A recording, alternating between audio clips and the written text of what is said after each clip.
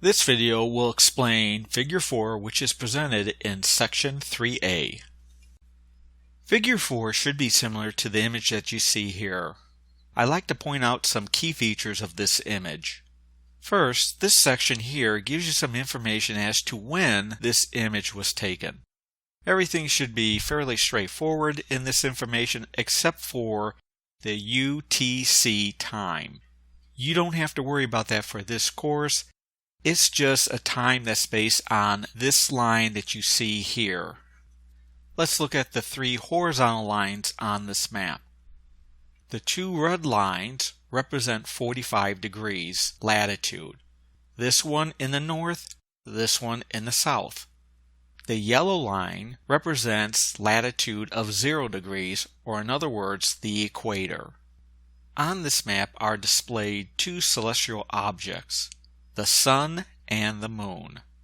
Looking at the sun, we can see that it is over the equator. This represents a special event in the seasons, and we call that event an equinox. In this case, because it is occurring around March 20th, this is the vernal or spring equinox. An equinox just simply means the sun is over the equator. On that day, everyone on Earth will have equal amount of daylight and nighttime.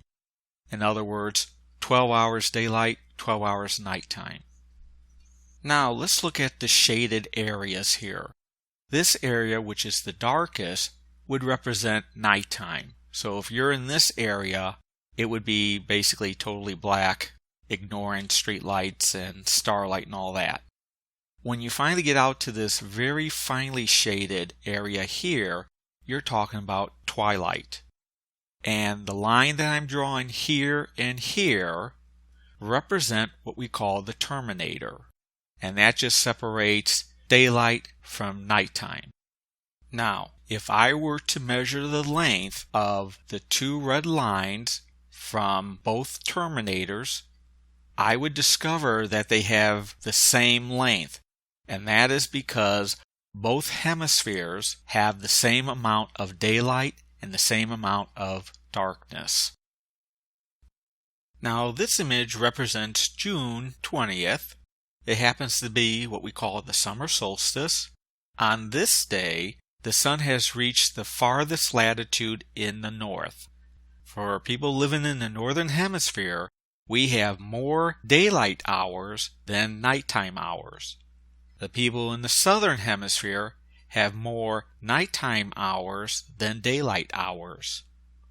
Now, let's measure the distance between the two terminators for our two red lines.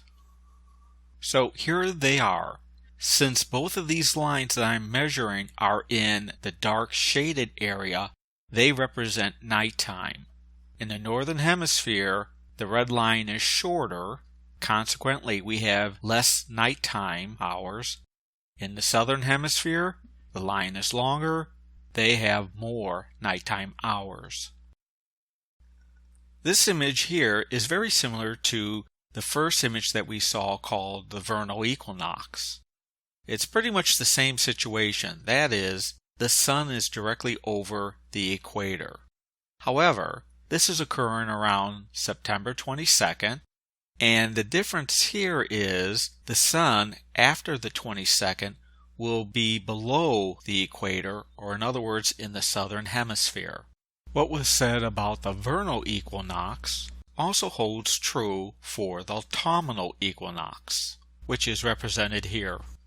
If I measure the red lines in the daylight portion here, I notice that they have the same length.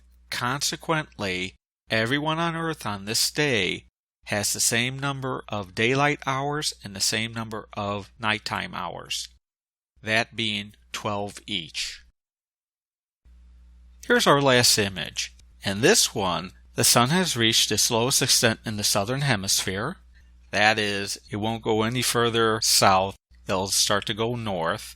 This occurs on the day of the winter solstice, which in this case happened around December 21st.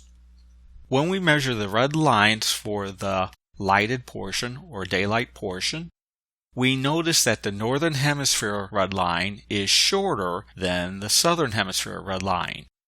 This tells us that the northern hemisphere has less daylight than the southern hemisphere.